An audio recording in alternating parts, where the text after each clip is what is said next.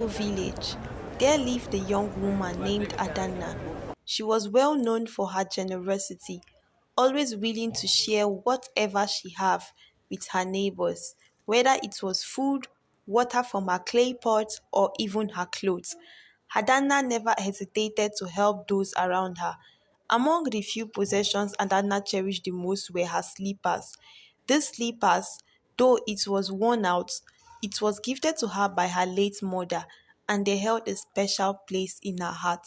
Every evening, after a long day of work, Adanna would leave them by the doorside of her mud hut, and she would slip her feet into them as a reminder of her mother's love. In this village, the people were very close and always borrowing from each other. But there was one neighbor who stood out, Mama Chika, an old woman who lived alone in a small hut not far away from Adanna's home. Mama Chika was well known for her strange ways. Some whispered that she was a witch, while others believed she was just a lonely old woman who had seen too much in life.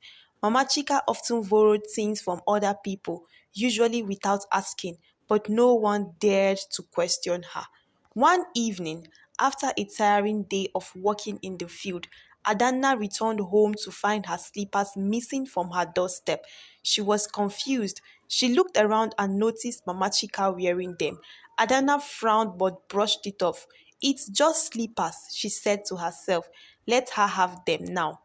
But days turned into weeks, and every time Adanna left her slippers outside, Mama Chika would take them. The villagers noticed, but no one said a word, as they feared the old woman. Adanna too kept silent, thinking it was just a harmless habit of the old woman. Little did she know it was something different and dark that was happening. As time passed, Adanna's life began to fall apart. First, her small farm, which had always provided her with enough crops to feed herself and sell in the market, suddenly started falling apart. Her once fertile soil now seemed cursed, and no matter how hard she worked, her plants withered and died. Then sickness crept into her body. Adanna, who had always been strong and healthy, became weak and sick. She spent most of her days lying on her bamboo mat, too tired to get up. Her skin lost its glow and her bones ached with every movement. The villagers noticed what was happening, but no one said a word, as no one ever dared to come close. Worst of all, Adanna began to lose her joy. Adanna, who was once filled with laughter and kindness, she was now withdrawn. Her spirit slowly faded away.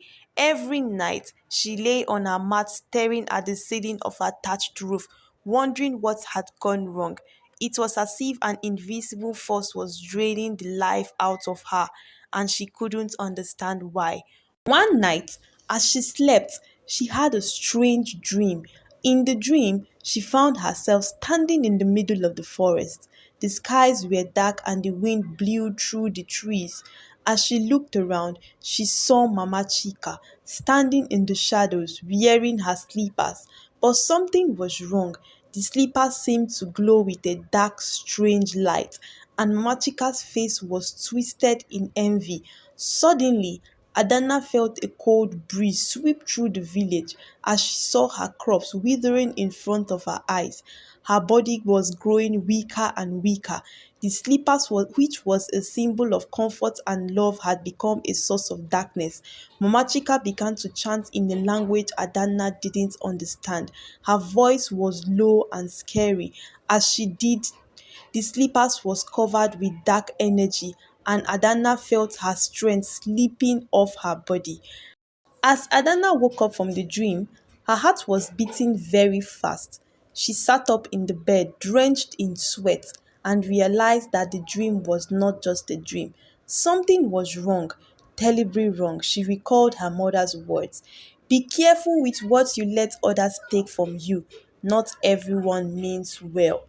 Determined to find the answer, Adanna sought out for the village elder, Baba Ifeanyi, a wise old man who knew the ways of the spirit. She explained everything to him: her falling crops, her sicknesses, the sleepers, the terrifying dreams. Baba Ifeanyi listened quietly, his face growing more serious with each word. When she finished, Baba Ifeanyi spoke in a grave voice. Adanna, not all acts of kindness are rewarded. Mama Chika is not ordinary. She has used your slippers to walk in your footstep, to take from you what is yours. Your blessing, your strength, your joy by wearing your slippers. She has been stealing your life. Adanna's heart sank as she realized the truth. Mama Chika had not simply borrowed her slippers, but she has used the slippers to curse her.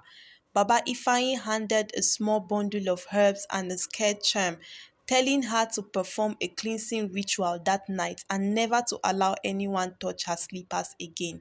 That evening, under the full moon, Adanna followed Baba Ifeanyi's instruction. She burned the herbs, chanted the prayers, and placed the charms by her door.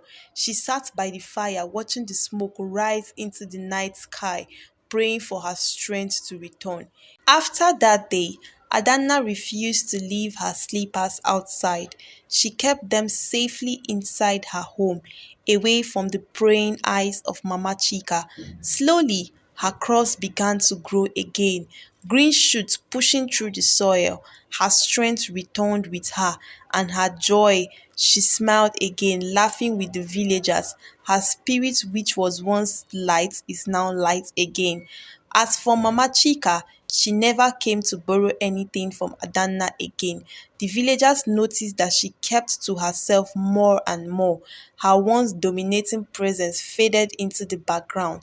Some said she had lost her powers, while others believed she had simply moved on to her next target. But the thing was certain, Adanna had taken back her life and she would never again allow her to walk in her shoes. Adanna learned a valuable lesson that the things we hold most dear to us can be used against us if we are not careful. In the quiet of her home, she would sleep on her mother's slippers and smile, knowing that they are now carrying the love they were meant to hold. The villagers too became more cautious as they all heard the story of the young woman who almost lost everything. From that day on, they knew that while generosity was a virtue, so too